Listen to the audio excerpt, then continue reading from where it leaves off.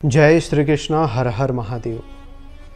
आज आप सभी के साथ जो अमरनाथ की गुफा है, वहाँ पे जो शिवलिंग, भगवान शिव का जो शिवलिंग है, उसकी अमर कथा, आज उस दिव्य शिवलिंग की प्रागट्य कैसे हुआ, उसकी कथा आज आप सभी को संक्षेप में क्या है पौराणिक कथा, वो आज आप सभी के साथ में शेयर करने जा रहे हैं। दिव्य कथा है।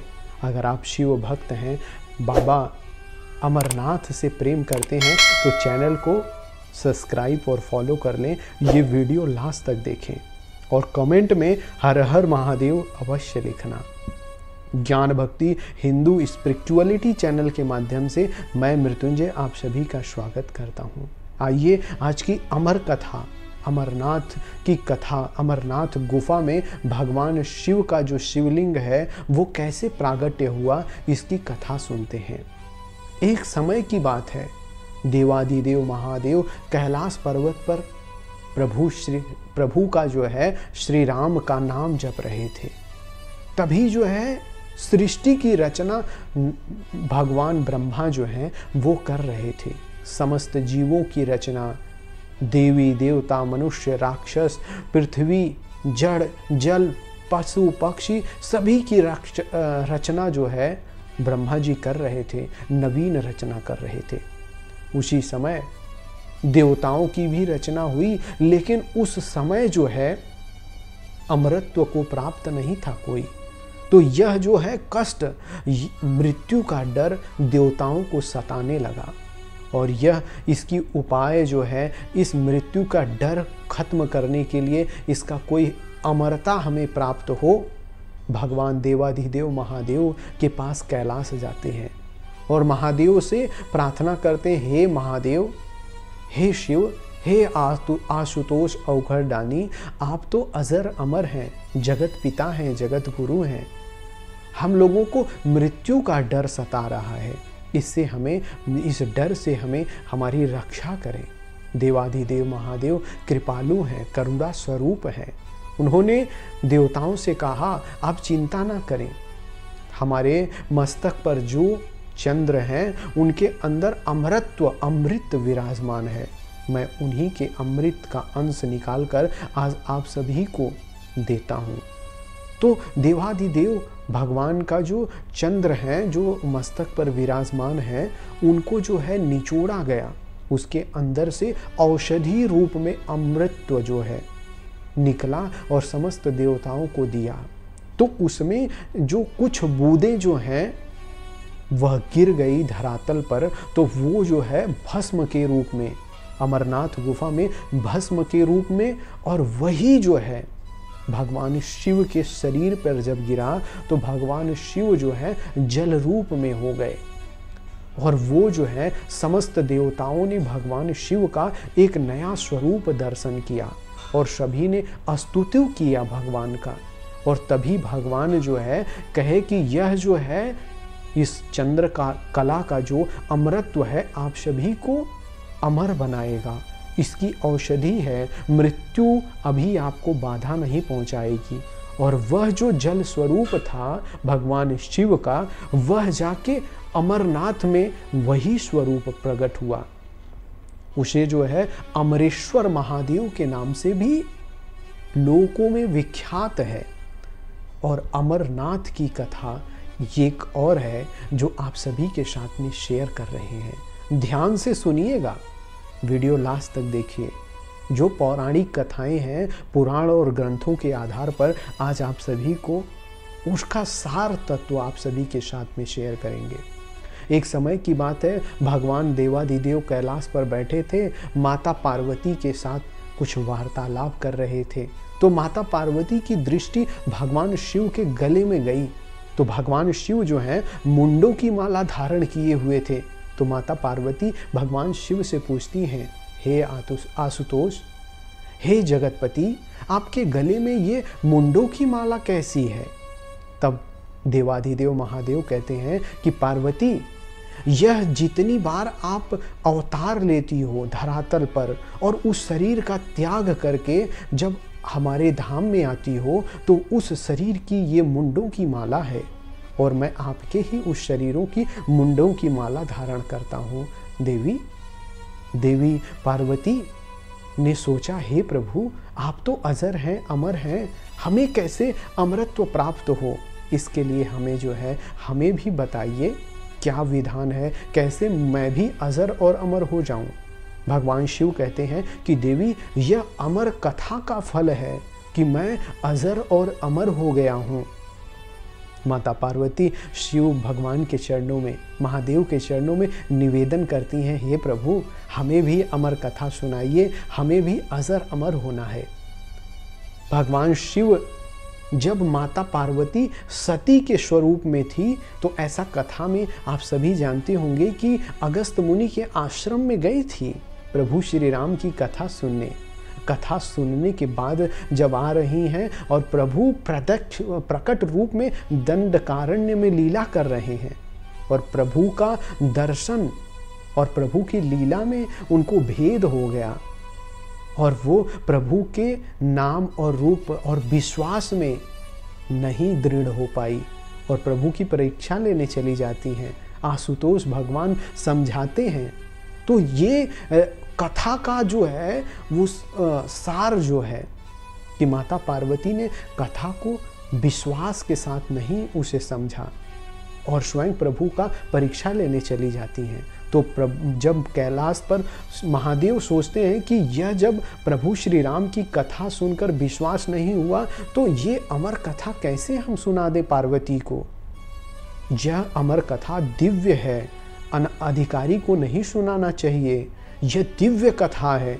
ऐसा महादेव सोच रहे हैं, माता पार्वती से टालते जा रहे हैं कि फिर कभी चर्चा करेंगे, फिर कभी सुना देंगे। धीरे धीरे कालांतर बीतता गया, समय बीतता गया। माता पार्वती शिव जी से बार बार कहती हैं, प्रभु हमें भी अमर होना है, अमर कथा सुनाओ।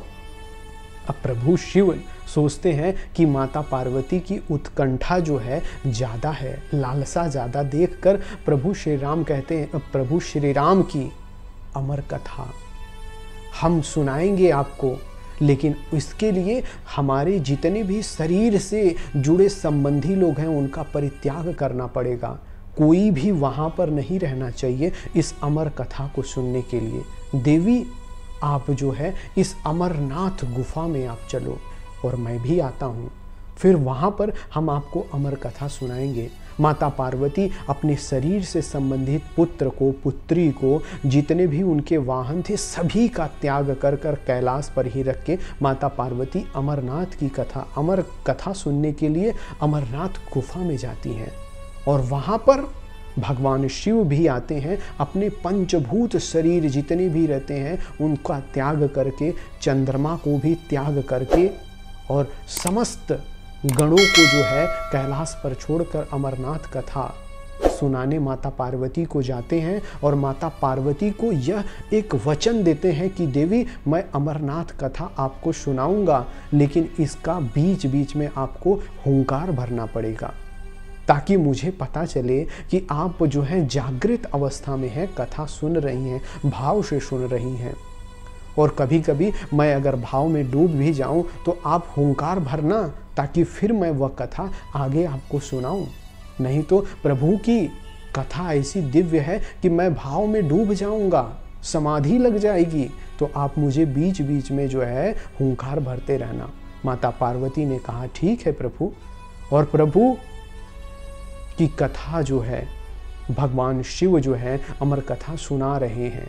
दैववश ठाकुर जी की कृपा से वहाँ पर एक तोते का बच्चा, सूग का बच्चा कैसे वहाँ पर जब भगवान शिव और माता पार्वती सभी को त्याग कर कर आ गई तो वह सूग का बच्चा उस गुफा में कैसे रहा। और वह जो है एक घटना घटती है कि देववश माता पार्वती को निद्रा आ जाती है और माता पार्वती की स्थान पर वह सूक पक्षी जो है हुंकार भरने लगता है और सारी कथाएं जो हैं वह सुनता है।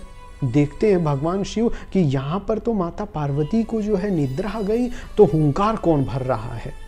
और जैसे ही वो देखते हैं तो एक सूक का एक तोते का बच्चा वहां पर है और वह कथा सुन लिया।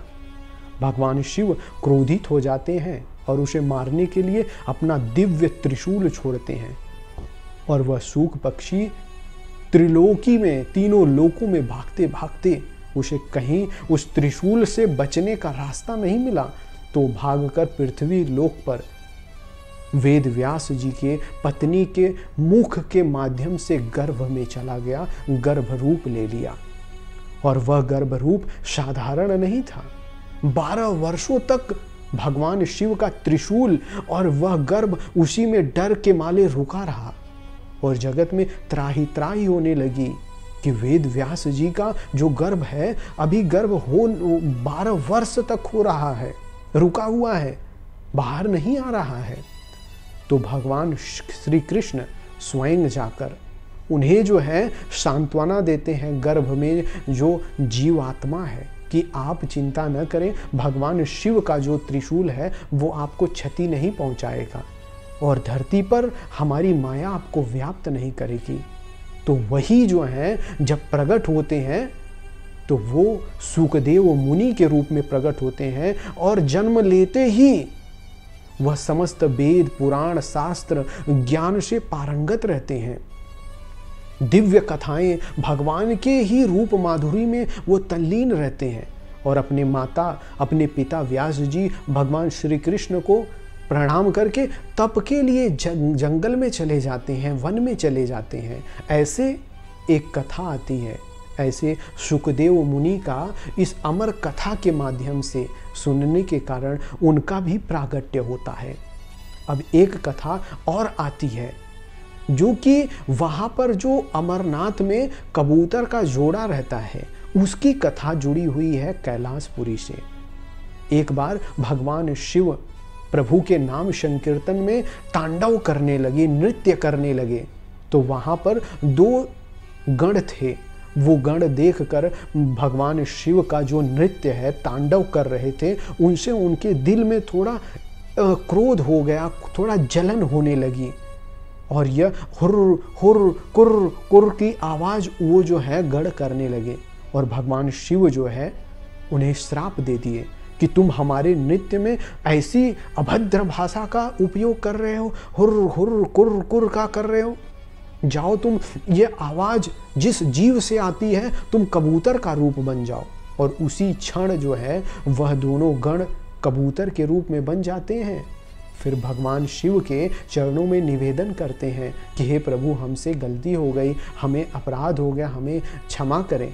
भगवान शिव तो करुणा मूर्ति हैं, कृपा मूर्ति हैं, तो कहे कि तुम चिंता मत करो, तुमको जो है हम ऐसे जगह का जो है अधिकारी बनाएंगे जहाँ पर बहुत से कम लोगों को जाने को, दर्शन करने को मिलेगा। वह जगह है अमरनाथ की गुफा। तुम अमरनाथ की गुफा के हमारे गण बनोगे और तुम ही लोग कालांतर तक हमारी जो है गण के रूप में वहाँ पर स्थापित रहोगे।